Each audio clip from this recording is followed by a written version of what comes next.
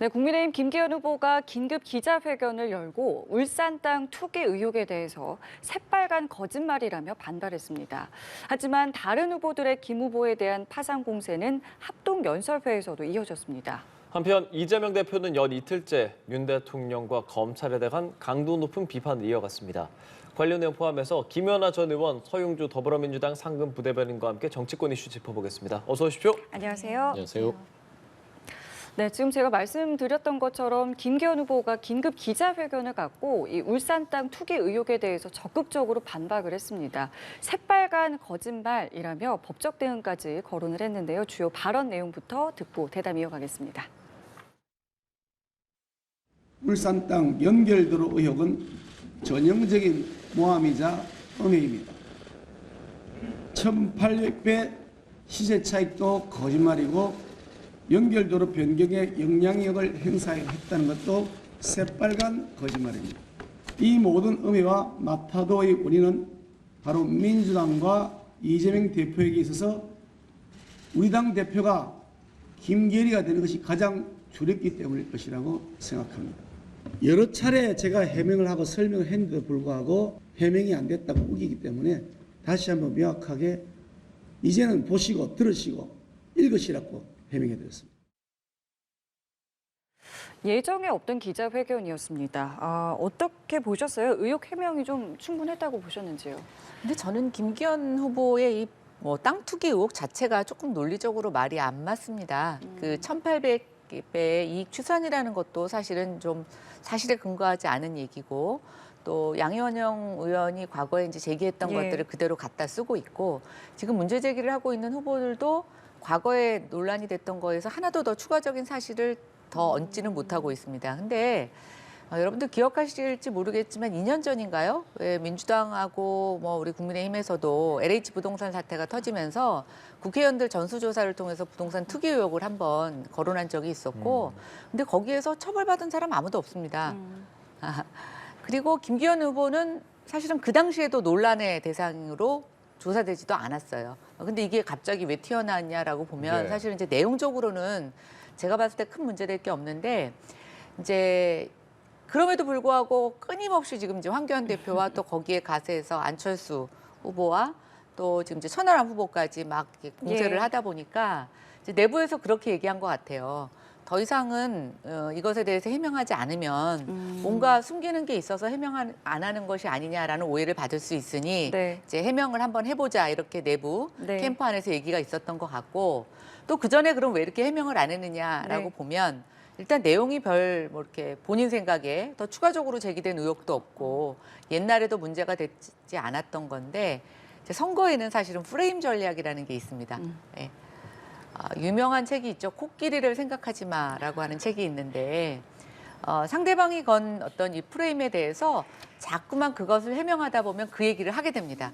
그러면 이제 끊임없이 거기에서 벗어나지 못하는데 사실 지금 본인이 해명을 하던 해명을 않든 합동연설회마다 다른 후보들이 계속 이 얘기만 하고 있지 않습니까? 그럼 이제 본인이 여기에 해명을 하게 되면 본인이 원래 하려고 했던 당의 미래라든가 총선 전략에 대해서 얘기할 시간이 계속 줄어들게 되죠. 그렇죠. 그러니까 이게 이제 참 그 1위 후보를 달리고 있는 어떤 당사자로서는 진퇴양난인데 저는 그런 면에 있어서는 해명은 하신 건 잘했다고 생각이 됩니다. 근데 이게 해명을 한다고 끝날 것 같지 않네요. 계속 이 해명에 끝날 때까지. 계속 말꼬리를 붙잡고 계속 가고 있어서 좀 안타깝습니다. 이게 무슨 그 부동산 부분에 있어서 내로남불인 민주당하고 하는 말싸움도 아니고 우리 내부 안에서 하는 건데 우리는 시장 경제를 중시하고 있고 또 자유민주주의를 표방하는 그런 정당 아니겠습니까? 부동산이라는 것이 꼭 갖고 있으면 죄악돼야 되는 자산도 아니고 김기현 후보가 그걸 사는 과정에서 불법이 있었던 것도 아니고 또 이걸 지금 팔아서 막대한 시세 차익을 누린 것도 아닌데 상대방 진영에서 제기한 문제를 갖고 우리가 계속 이렇게 상처내기를 하는 것이 도대체 누구한테 이득이 되는지 그리고 무슨 우리한테 실익이 있는지 잘 모르겠어서 남은 합동연설의 기간만이라도 후보들 간에 건전한 미래를 보여주는 그런 토론이 됐으면 좋겠다는 생각을 해봅니다. 서 부대변인, 뭐 과거에도 민주당이 관련한 이야기를 좀 했었고 지금 진상조사단 꾸리게 됐잖아요. 김기현 후보는 오히려 환영한다는 입장을 밝히고 있습니다. 민주당 입장에서는 지금 이 상황 어떻게 보고 있는 겁니까? 환영할 일은 아닌 것 같은데요. 이 부동산 문제는 국민들께서 아주 지대하게 관심을 가지고 있는 문제고요. 예. 특히나 이제 공직에 관련된 정치인에 관련된 분들이 내부 정보를 이용하거나 아니면 여러 가지 뭐 어떤 아는 사람들의 어떤 권력을 사용해서 부동산에 여러 가지 그 시세 차익을 받았다. 이거는 솔직히 공정하지 않잖아요. 그래서 환영할 일은 아닌데 저는 그렇습니다. 투기현이라는 얘기를 그 국민의힘의 전당대회에서 듣게 됐어요. 예. 그 부분은 저희가 얘기한 건 아닙니다.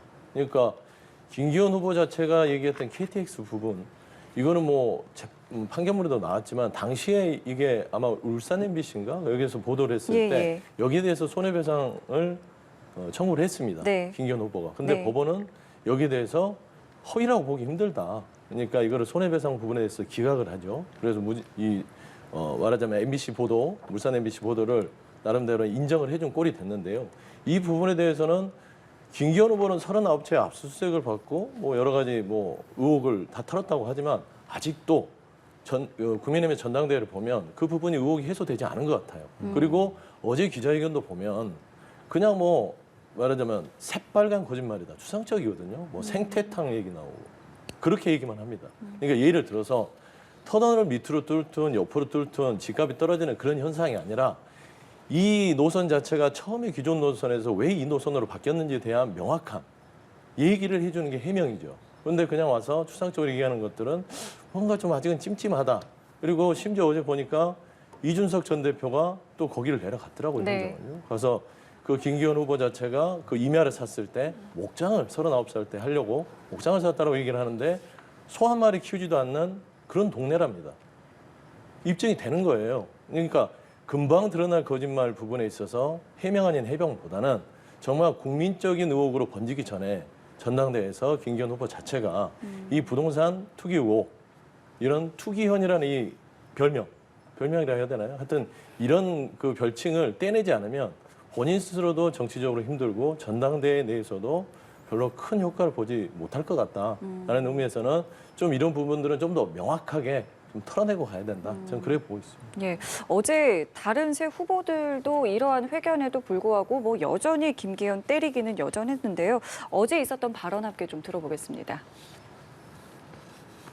대장동 사태 일으킨 이재명에게 펴줄 수 없어서 정권 교체가 됐습니다. 부동산 의혹이 있는 김기현 후보가 대표가 되면 우리가 국민들 대표 제대로 받을 수 있겠습니까? 저는 김기현 후보가 사퇴하라고 지금 얘기하고 있습니다. 나는 김기현 후보를 정말 존경하고 좋아하는 사람이에요. 그러나 대한민국이 먼저 아닙니까? 당이 먼저 아닙니까? 본질적이지 않은 얘기. 민주당의 이재명 대표 같이 그냥 예전에 다 털어봤습니다 같은 하나마나한 얘기 이제 그만하시고. 아니 터널 떨어지면 땅가 떨어집니까 올라갑니까 여러분? 세상에 이런 허무맹랑한 얘기를 가져서 전당대회를 흐리고 있는데 여러분 이런 분들 당 제대로 봐서는 안 됩니다 여러분. 네, 뭐 지금 보셨는데요.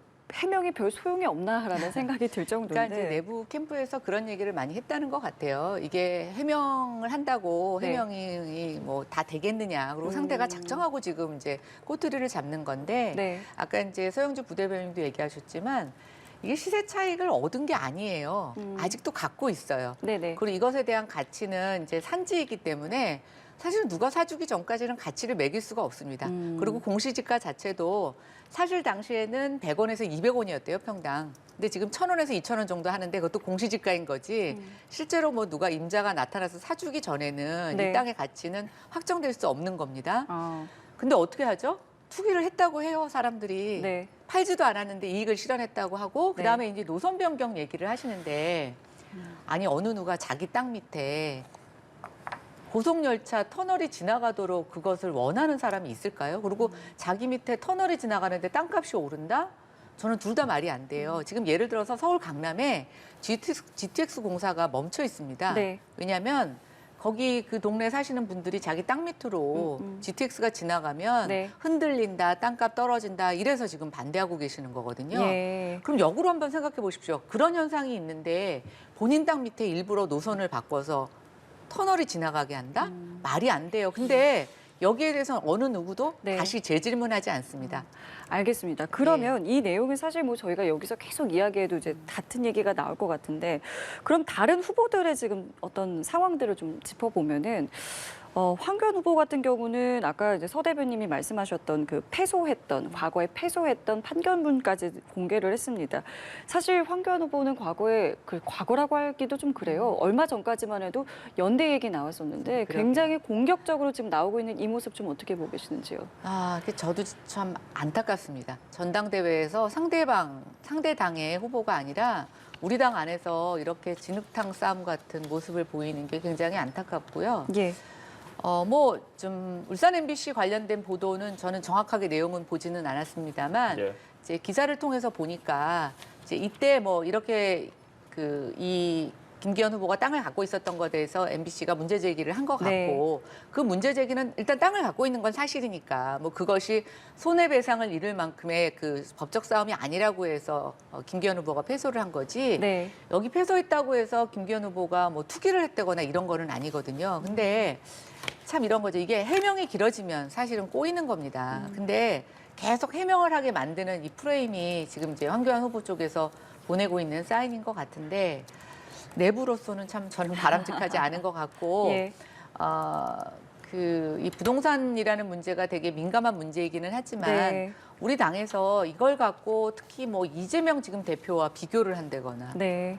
이런 거는 정말 오로지 자기의 전당대회 승리를 위해서 남은 어떻게 되든지 우리 당의 어떤 가치는 우리 당이 추구하는 가치는 어떻게 뭉개져도 상관없다라고 하는 매우 이기적인 행태인 것 같아서 저는 사실은 제가 김기현 후보를 편드는 게 아니라 예. 우리 당 안에서 이 논란에서 한 걸음도 나아가지 못하고 있는 전당대회 모습이 너무 안타깝습니다. 네. 사실 김연아 의원께서는 이제 부동산 또 전문가시잖아요. 보통 지금 막 95% 할인해서 팔겠다 이런 얘기도 했다가 매도가 그래서 얼마냐 구매하겠다 그랬는데 그거에 대해서는 정확하게 밝히지 않고 이런 상황들이 계속 반복되고 있습니다. 그래서 차라리 그냥 정말 땅을 판다 이런 것도 하나의 선택지가 될 수 있지 않을까 싶은데. 예. 왜 팔아야 되냐고요. 그러니까 본인이 처음에 아는 변호사가 굉장히 경제적으로 어려워서 그걸 사달라고 해서 샀는데 보니까 산지였고 나중에 거기서 과수원을 하거나 은퇴 후에 한다고 하신 거예요. 그리고 지금 보십시오. 우리가 문재인 정부 때 각 정치인들이 농지 샀다가 농사 짓지 않고 전부 다 농지법 위반으로 한번 논란을 휩싸인 적이 있었어요. 근데 지금 현행 농지법이라는 게 사실은 은퇴 이후에 농사를 지으려고 농지를 미리 사둘 수 없는 그런 상황입니다. 그런 거 다 논란이 있어서 어쨌든 지나갔잖아요. 네. 근데 산지는 꼭 거기에 나무를 키워야 되는데 이런 조건도 없어요, 이거는. 그냥 그런 형태로 갖고 있는 건데 이제 네. 본인이 그러면 이거 팔아라 이렇게 얘기를 한 건데 또 이제 거기 이준석 대표가 그럼 95%에 할인하면 내가 사주겠다라고 하는 건데 이게 정말 사겠다는 얘기겠습니까? 이재명 대표의 어떤 지금 대장동과 관련된 여러 가지 SPC라든가 이런 것들을 빗대어서 지금 하는 건데 그럼 거기에 이거를 파는 게 맞겠습니까?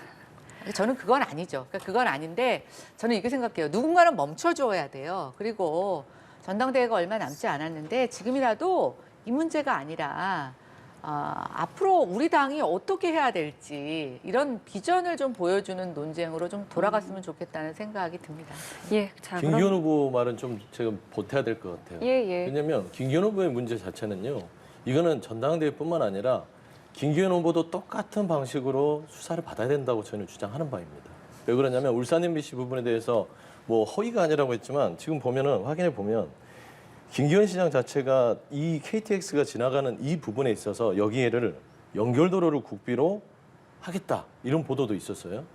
이것도 사실입니다. 그러니까 시장 시절에 본인의 터널이 지나가든 말든 KTX 도로가 생기면 그 옆에 국비로 도로를 깔겠다는 거 왜 본인 땅 주변에다가 국비로 그거를 깔려고 할까요? 이런 부분들. 그다음에 김기현 후보의 임야 주변에는요. 그 당시에 기획부동산들이 엄청 들어옵니다. 그런 것들은 다 사실이에요. 왜 들어왔을까요? 터널 뚫는데 왜 기획부동산이 와서 거기서 쪼개기로 해서 땅 장사를 했을까요? 예. 시세 차익이 되니까 하는 거예요. 그러니까 지금 여기서 논박 자체는 더 이제 알아봐야겠지만 저는 이거로 기억해야 됩니다. 예전에 박근혜, 이명박 그 두 후보 시절에도 전당대회에서 나왔던 부분을 가지고 나중에 수사를 받고요. 이재명 대표도 그러고 이낙연 당시 전 대표도 그 당시에 가지고 지금 수사가 되잖아요. 네. 김기현 후보도 똑같아요. 그냥 어물쩍 넘어갈 일은 아니다라는 점에서는 김기현 후보 부동산은 이것뿐만 아니라 여러 가지가 있다라는 좀 말씀으로 마무리하고 싶습니다. 예. 자, 그러면은 이제 전당대회 다른 이야기도 좀 간단하게 좀 짚어보겠습니다. 천하람 후보의 지지율이 글쎄요. 지금 뭐 천하람 후보는 당시에 이제 뭐 곧 넘어갈 것이다, 안철수 후보를 넘어갈 것이다라고는 했지만 뭐 글쎄요. 지금 봐서는 뭐 확장성에 이렇게 크게 뭐 색다른 모습을 보여주지는 않는 것 같고요. 여기에 대한 뭐 여러 가지 해석들이 좀 나오고 있는데 글쎄요. 지금 이 천하람 후보의 어떤 지지율에 대해서는 어떻게 보시는지. 근데 또 일각에서는 이미 이 정도면 목표를 달성한 거 아니겠느냐라는 해석도 좀 있고요. 저는 이 정도면 본인이 생각한 것보다 훨씬 더 지금 많은 지지를 받고 있는 거라고 생각합니다. 예, 그러니까 천하람 후보가 사실 많은 분들이 알고 계시지는 않아요. 예, 그리고 또 저희 당이 지금 당내 안에서 경선이 이루어지는 거기 때문에 예. 당원들의 연령 뭐 이런 걸로 보면 사실 좀 저희 당에 50대, 60대가 이상이 더 많으십니다. 예. 그렇게 되면 천하람 후보를 지지할 수 있는 뭐 좀 천하람 후보 혼자만의 인기 투표가 아니라 다른 후보들하고 같이 된다라고 하면은 결국 천하람 후보를 지지해 주는 연령층은 그냥 20대, 30대 뭐 이런 가능성이 크거든요. 저는 그걸로 보면 지금 천하람 후보가 받고 있는 사실 지지율은 그 한계를 이미 넘어섰다고 보고 있고 그건 이제 뭔가 천하람 후보가 뭔가 좀 다른 목소리를 내려고 하는 노력에서 이제 뭐 저는 나온 결과라고 생각이 됩니다. 근데 이제 점점 시간이 지나갈수록 천하람 후보 뒤에는 계속 이준석 전 대표가 병풍처럼 있습니다. 그리고 본인도 자꾸만 이준석 대표가 본인의 어떤 발언이나 이런 것에 관여하려는 것에 대해서 좀 불편한 심정을 얘기하고도 있는데 이제 그렇게 되면 여태까지는 천하람 후보에 대해서 막 긍정적인 반응을 보이는 지지자들이 이제 지지율을 보이다가 네. 이제 이준석 대표의 그림자가 진하게 들이기 시작하면 저는 이제 그거에 대한 또 반대작용도 생긴다고 봅니다. 그래서 결국 그런 것들이 서로 상쇄되면서 아마 지금보다 더 높아지기는 조금 어렵지 않을까. 그러나 결코 그건 천하람 후보가 저는 실패한 도전이라고 생각하지는 않습니다. 본인의 도전은 아마 이번 전당대회를 참여해서 예. 본인의 인지도와 생각을 알리는데 저는 굉장히 주안점이 있었을 거라고 보고 있고 네. 그런 측면에서는 저는 성공했다고 봅니다. 예, 서 네. 부대변인께는 이거 네. 여쭤보고 싶어요. 안철수 후보가 민주당 의원 중에서 퇴출시킨 의원들 공모 받는다고 하는 거 보셨잖아요. 네. 그거 보시면서 이게 어떻게 보면 공천이라는 걸 안철수 후보는 중요하게 생각하고 있는 것 같고 그래서 민주당에 대한 이런 자객 공천이라고 해야 할까요? 이런 거 이렇게 내세우고 있는데 좀 실효성이 어느 정도 있을 거라고 보시는지요? 좀 생뚱맞은 소리죠. 지금 본인이 공천권을 행사할 수 있을까 모르겠어요.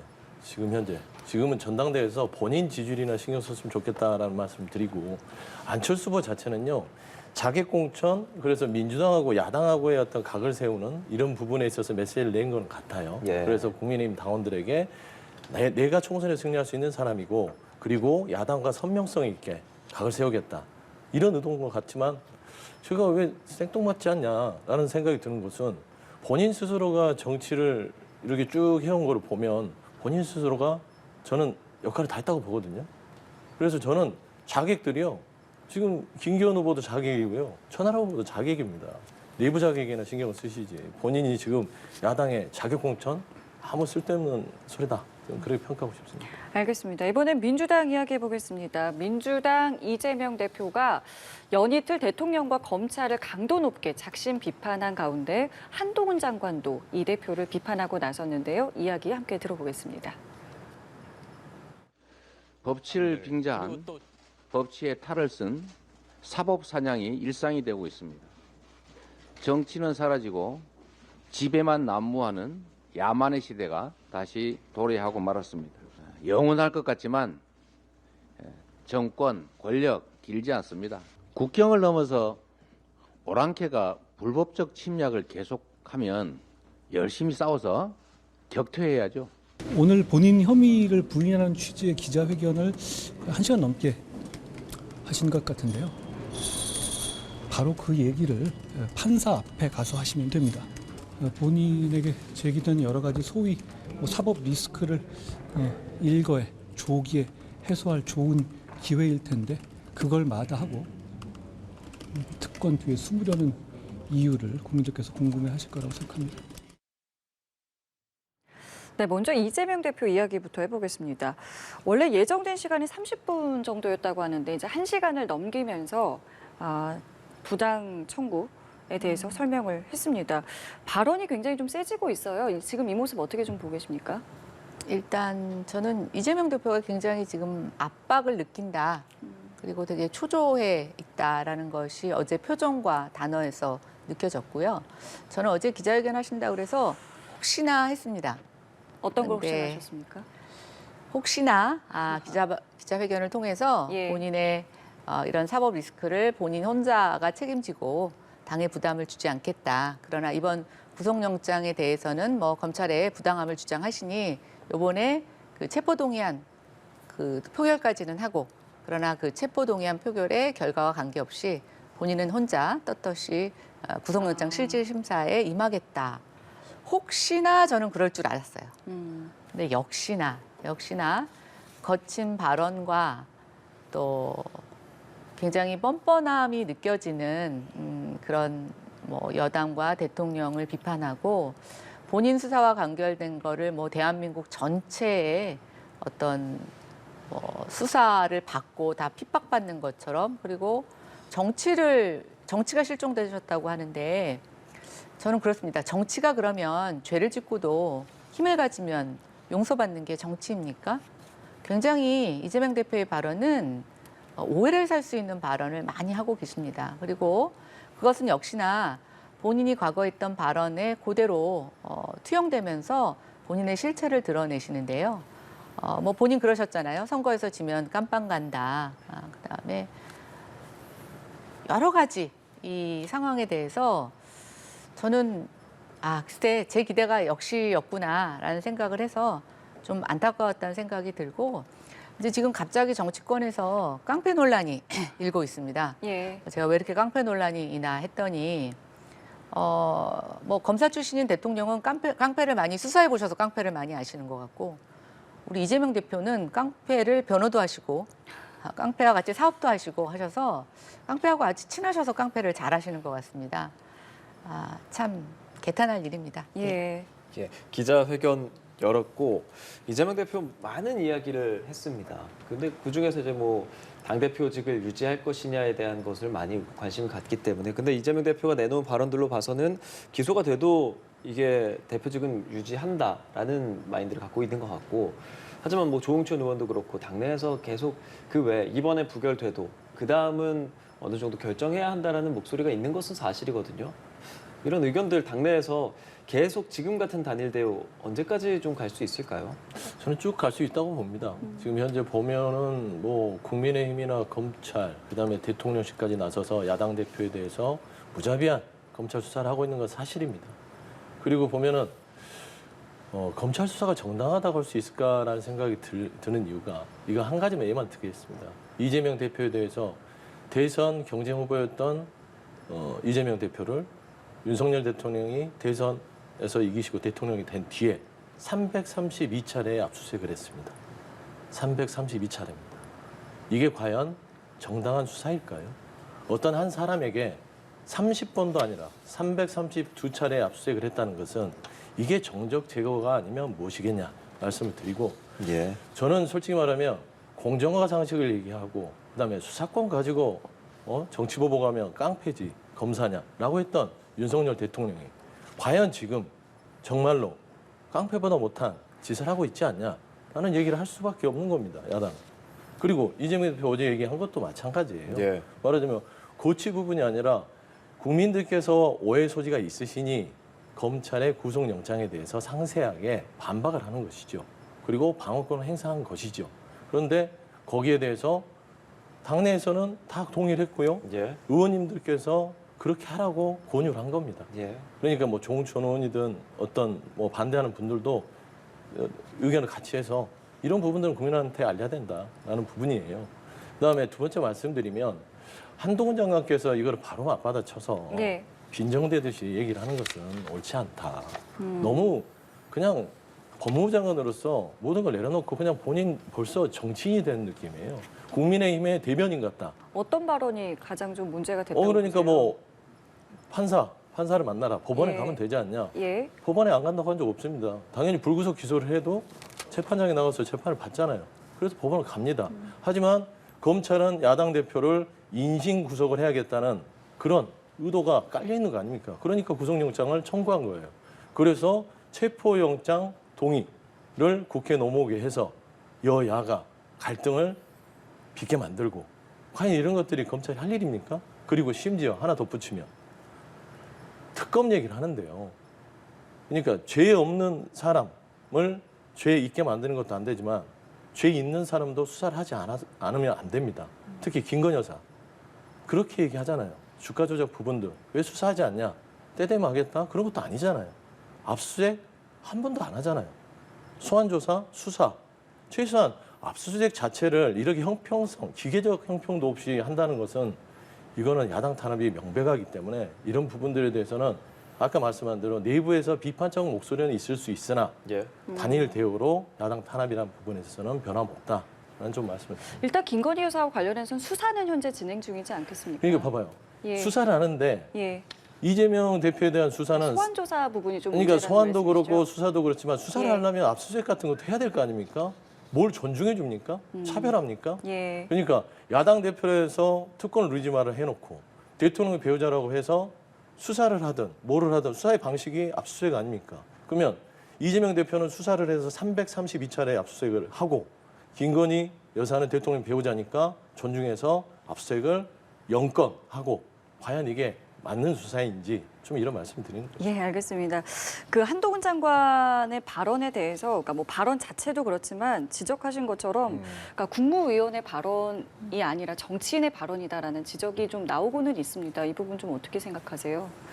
아니 본인이 기자회견을 한 게 아니라 국회에 들어가는 중에 기자들이 물어본 거잖아요. 네. 이재명 대표의 기자회견에 대해서. 예.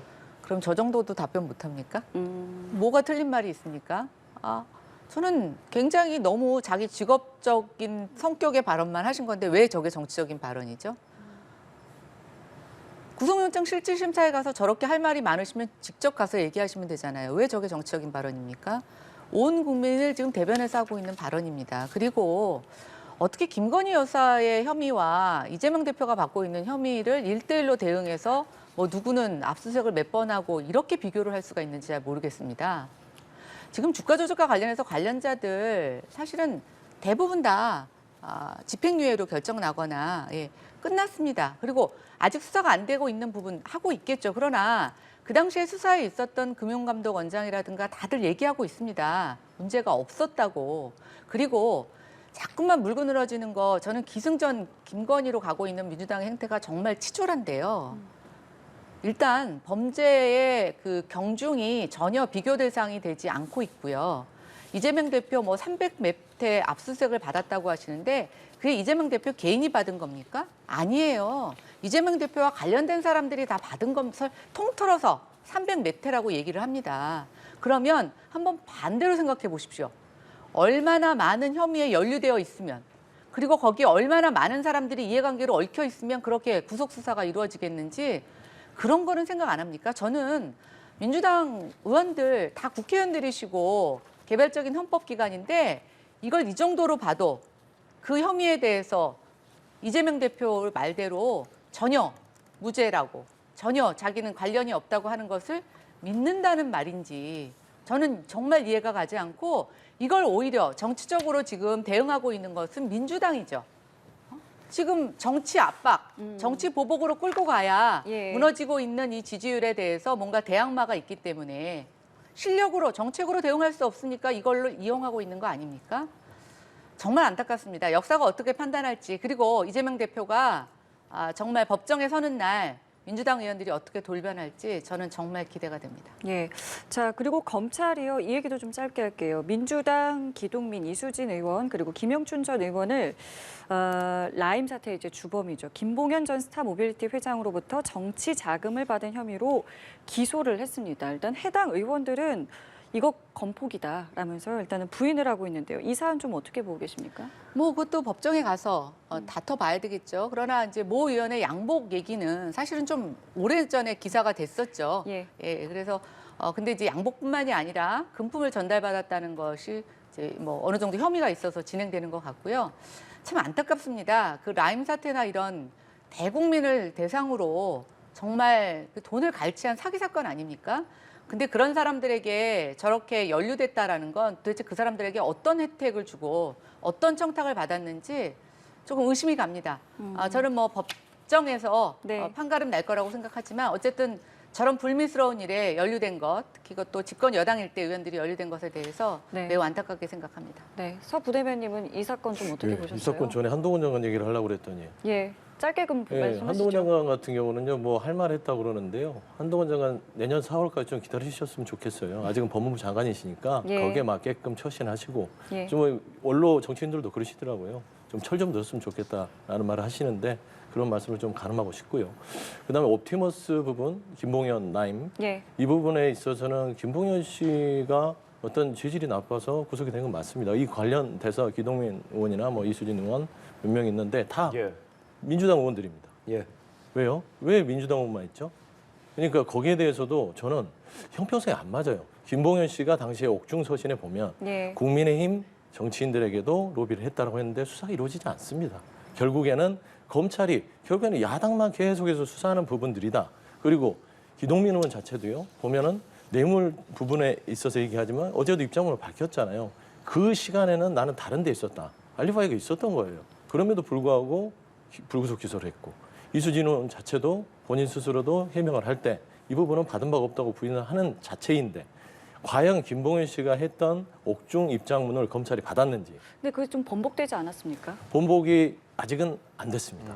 저는 그렇게 알고 있습니다. 그러니까 재판장에서 얘기를 했지만 그 옥중 입장문에 대해서 검찰이 변호에 대해서 압수수색까지 펼치죠. 예. 그리고 압박을 하죠. 예. 그리고 나서 재판에 들어가서 유죄를 받지만 예. 저는 제가 봐서는 충분히 수사를 했는지 안 했는지는 봐야 된다. 아. 그러니까 그거는 뭐 본복이 됐든 어쨌든 재판 과정에서 본인에게 유리하기 위해서 됐겠지만 애초 옥중서신을 자필로 했던 부분에 있어서는 검찰이 아예 수사를 하지 않습니다. 그런 부분들은 솔직히 검찰이 형평성 있게 갔는지에 대해서는 저희 민주당에서는 조금 이것도 야당에 대한 어떤 표적 수사 아니냐. 우리 야당 의원만 표적 수사하는 게 아니냐. 좀 그렇게밖에 말할 수 없습니다. 민주당에서 뭐 계속 이런 관련해서 뭐 노웅래부터 이재명 대표 그리고 지금 이런 상황들 이런 사법 리스크에 대한 악재가 발생하는 것에 대해서 어떤 마음이신지 그리고 그 모든 게 다 어쨌든 검찰의 이 수사 방향성 때문이라고 보시는지 좀 여쭤보고 싶은데요. 그러니까 이제 검찰 수사가요. 보통 검찰이 기계적인 균형을 맞추거든요. 그러니까 이 기계적 균형이란 말이 좀 뭐 국민들한테는 뭐 부담스러울 수도 있겠지만 수사라는 것들이요. 정치인 수사라들은 그렇습니다. 국민의힘, 민주당 있으면 민주당만 다 관련이 있겠습니까? 민주당만 모든 게 부정부패가 있겠습니까? 본인들이 검찰이 주장할 때. 수사를 이쪽에 포커스를 맞춰서 수사를 하니까 없는 제도 만들어서 수사를 하면 기소는 할 수 있는 거예요. 그러니까 검찰의 기소는 말하자면 유죄가 아닙니다. 재판을 청구하는 요청이잖아요. 그러니까 검찰이 마음을 먹고 민주당, 야당 의원들 집중해서 이런 부분들에서 혐의 있다고 보니 기소 요건을 갖춰서 재판장에 넘기겠다 하면 그게 검찰의 마음대로 할 수 있는 거예요. 그런데 지금 보면 국민의힘 측에 대한 수사들, 뭐 의혹들, 언론 보도 보면 많이 나오잖아요. 그럼에도 불구하고 수사가 이루어지지 않습니다. 저는 이런 부분에 있어서는 조금 더 객관적으로 평가를 해야 되지 않겠냐. 근데 좀 제가 그런 좀 말씀을 동의할 드리고 수 싶어요. 없는 게 국민의힘 의원들이 뭐 라임에 연결되어 있다, 연관되어 있다 이런 무슨 증거라도 되시면서 그런 얘기를 하셔야지. 수사를 해야죠, 아니 수사를. 어떻게 정치인이라고 하는 게 그럼 라임 사태에서 민주당만 연관이 있겠습니까? 어떻게 그런 말을 하세요? 그리고 그 기술적, 기계적 형평성을 준다고요? 대한민국 국민들이 들으시면 굉장히 화낼 일입니다. 그리고 정치인 스스로도 그런 일은 있어서는 안 되죠. 그러니까 저는 그렇습니다. 뭐 합리적 추측에 의해서 어떤 근거를 갖고 문제 제기를 하시면 저는 그거는 필요하다고 생각합니다. 그런데 그런 것도 없이 우리만 죄를 졌겠냐? 이건 너무나 그게 아니라요. 아니 지금 김 그런 의원님, 얘기시잖아요. 잘 보세요. 그러니까 옥중 입장문에 대해서 당시에 김봉현 씨가 범죄자잖아요. 범죄자가 주장을 해요. 그러면 중요한 거는 검찰이 수사를 해서 들여다보냐 안 보냐는 검찰이 판단하는 겁니다. 제가 그 얘기를 하는 거예요. 근데 왜 민주당만 들여다보냐 이 얘기죠. 아니, 그러니까 지금 민주당만 우리만 죄가 들여다보는지, 있겠냐가 아니라 국민의힘도 민주당만 있겠다 이게 들여다보는지 아니라 국민의힘도 들여다보는데 아직 기소할 단계가 아닌 건지는 아무도 알 수 그러니까, 없습니다. 그러니까 잘 그렇지 보세요. 않습니까? 그러니까 그러니까 말을 호도하시면 안 편파적이라고 되고, 하시면 안 되고 말을 호도하시면 그런 안 게 되고. 굉장히 불만스러우시면 그런 거 특검하세요. 김건희 특검 이런 거 하지 김- 말고 김건희 특검 라임 해야죠. 사태 특검하신다고 하고 그것도 이 해야죠, 양당 그럼 간에 필요하면. 정치인들 연루된 거 명명백백하게 밝히시면 됩니다. 아니, 그렇지 그러니까 않겠습니까? 잠깐만요. 알겠습니다. 예. 여기만 짧게 듣고 끝내도록 예, 하겠습니다. 왜 그러냐면 지금 검찰이 보면 뭐 증거 얘기를 하시는데 검찰이 무슨 증거를 이재명 대표한테 들이대서 했습니까? 다 증언, 전원 가지고 지금 기소하잖아요. 예를 들면 그런 겁니다. 검찰이 내 마음을 먹으면 하는 거예요. 그래서 검찰개혁하자고 했던 거고 무소불위의 기소권을 가진 지금 검찰이 이 전가의 칼날을 증거가 마음대로 있다고 휘두르면 얘기하고 있습니다. 없는 다만 죄도 이재명 만들 수 대표한테 있다는 그걸 아직 점에서 제시하고 매우 있지 않을 안타깝게 뿐이에요. 이 생각합니다. 부분은 예. 재판에서 이제 물증이 있는지 여부는 이제 가름이 날 거기 때문에 이 얘기는 여기서 저희가 좀 마무리 짓도록 하겠습니다. 지금까지 김연아 전 의원, 서용주 더불어민주당 상근 부대변인과 함께했습니다. 두 분 고맙습니다. 고맙습니다.